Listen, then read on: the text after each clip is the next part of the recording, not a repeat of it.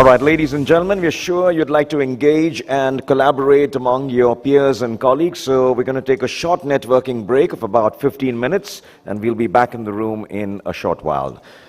Please feel free to network around. Thank you. Back, ladies and gentlemen, we now move on to our next segment.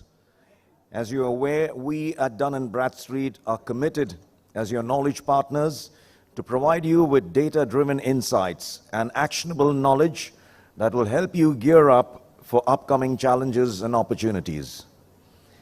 Dun & Bradstreet and SIDBI have jointly published a first-of-its-kind index, SIDBI-D&B SPeX Index. It will act as a reliable indicator of the state of ESG adoption in Indian MSME companies. To launch this premium report, I'd like to call upon the following gentlemen on stage: Dr. Arun Singh, Global Chief Economist, Dun & Bradstreet, India; Mr. Vipul Oberoi, Director Marketing, CSR and Learning Solutions, Dun & Bradstreet, India; Mr. Ravi Tyagi, Chief General Manager, SIDBI; and Dr. Ravindra Kumar Singh, Chief General Manager, SIDBI. Ladies and gentlemen, please put your hands together as they come on stage.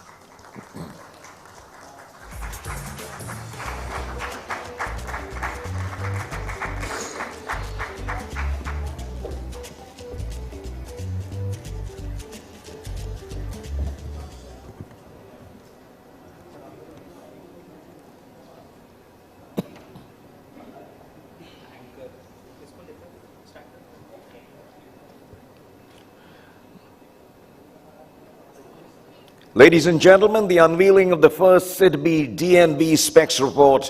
Please put your hands together.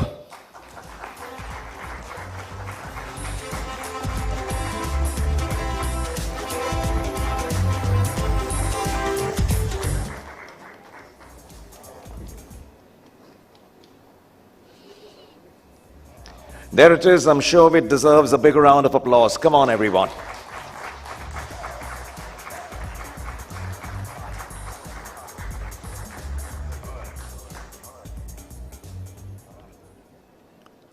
Thank you very much, gentlemen.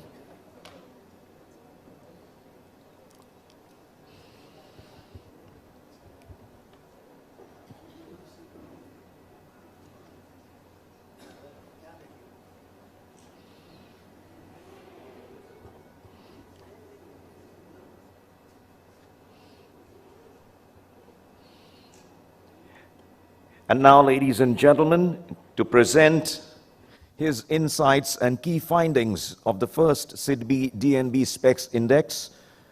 Coming up on stage, Dr. Arun Singh, Global Chief Economist, Dun & Bradstreet. Please put your hands together for Dr. Singh.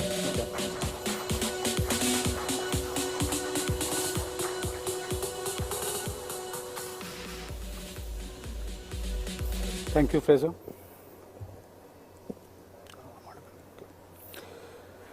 So welcome back.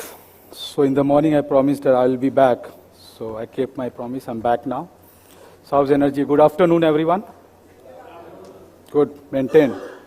So thank you to keep the energy level high. Since morning we are talking about sustainability. We are talking about the balanced growth. We are talking about reaching out to the masses, financial inclusion. And when we talk about the balanced growth, certainly that will not be possible when we miss out the ESG, the important component of that. That's how we find no other better platform to launch ESG Sustainability Perception Index. Now, moving on, So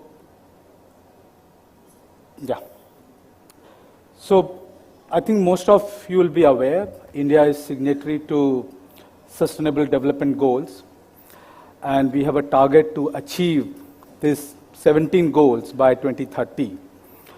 But so far, we have achieved just two. That's successfully we have achieved. 11, there is a major challenge in achieving that.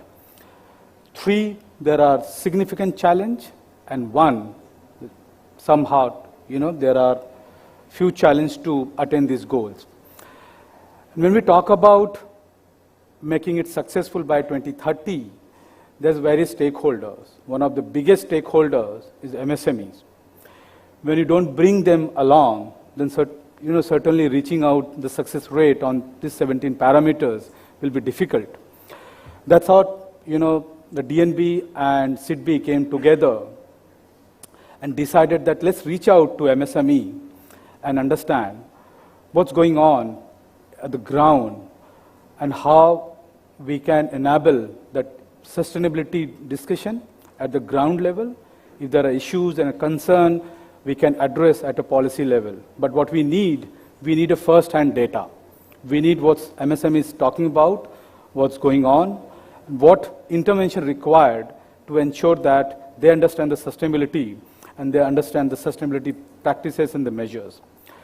So what we do, we reach out to MSME, and we've decided to reach out to them every quarter and ask them some questions and collect those information and convert into the index so that at least we can monitor whether we are moving in the right direction. If not, there's a need to intervene with the policy intervention. We did survey first time in the December 2022, reached out to the MSMEs across India, across select sectors, across segment, size, and asked them some questions, and then calculated the index. Look at the first index. The index value lies between 0 to 100. 100 means very high perception towards the sustainability. 0 means zero perception towards sustainability, which stands at around 46, which is low. Certainly it's low, this first quarter. That's the opportunity basically towards us, in front of us, to monitor this index and find out what is required to improve this. There are three broad pillars we carved out.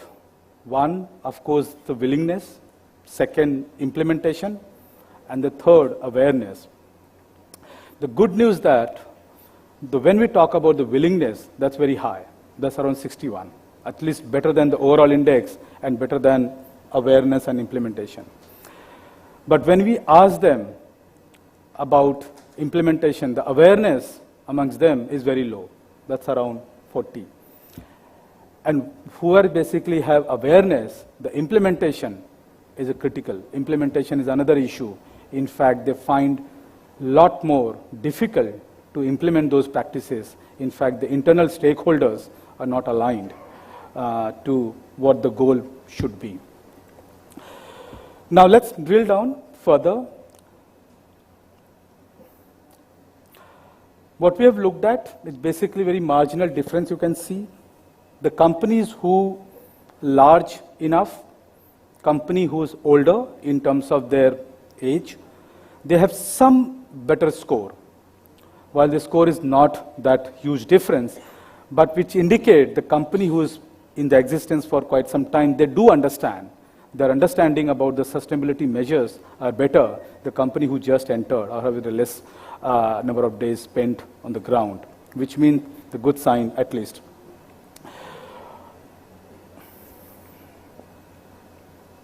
Yeah, the good news that when we talk about the sustainability measures, 44% they value that this is the good roadmap for running a what you call a good businesses, responsible businesses, and thus they see that useful guidelines for the responsible governance.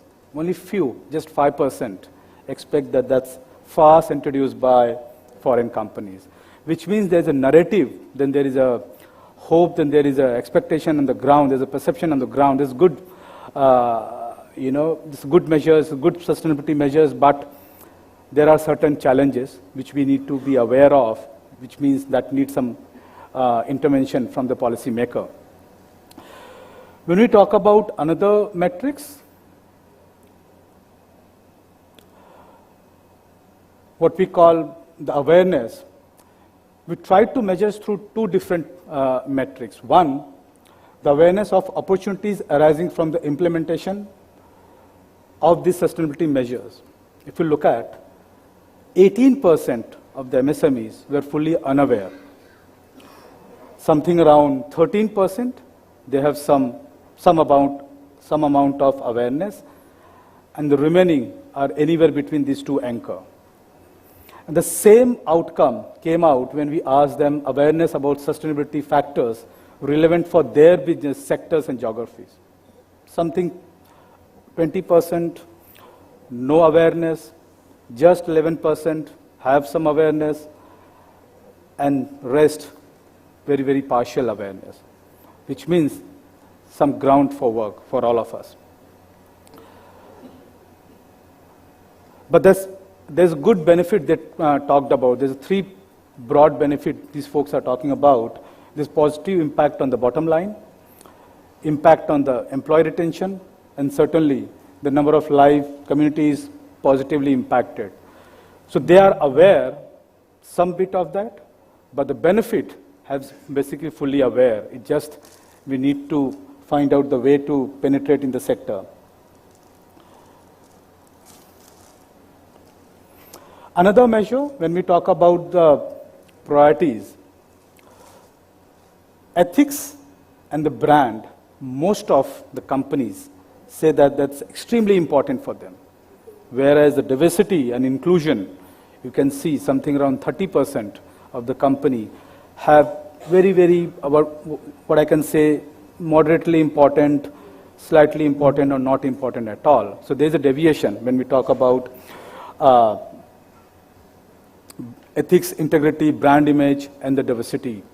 So while everyone care about the ethics and the brand image, they certainly need to improve that direction when you talk about the diversity and the inclusion. Thank you. Thank you. Now, another, when we talk about the willingness to change, this is a very important piece. Something around 80% of the organizations said that their overall strategy is linked to the company's sustainability practices, 80%.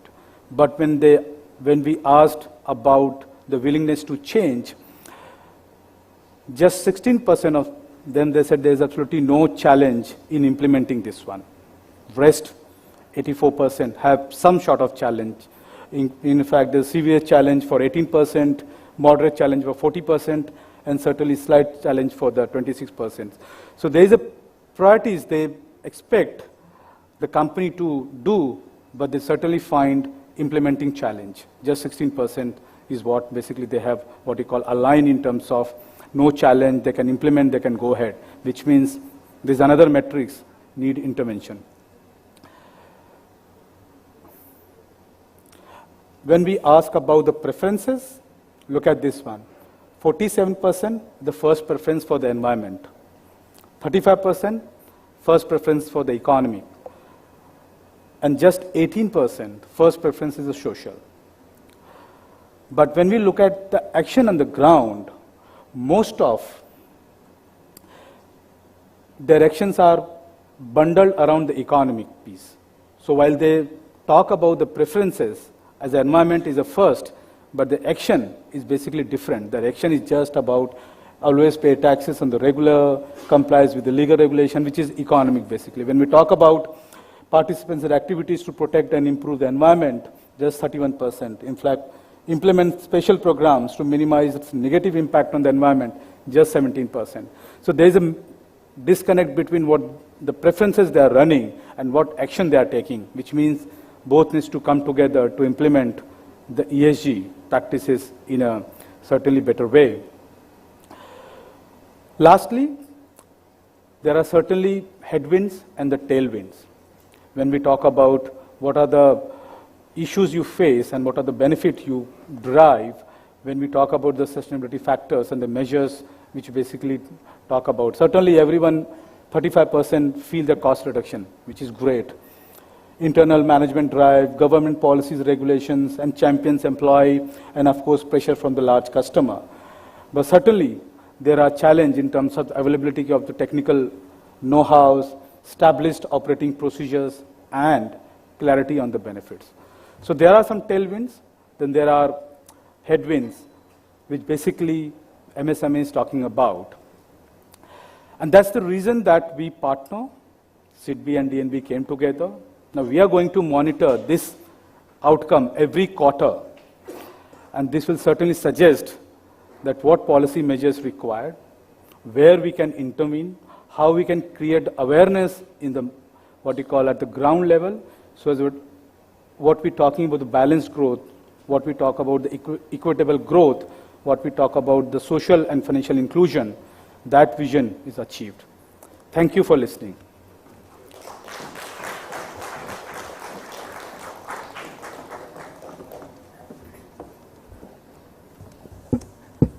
Thank you, Dr. Singh.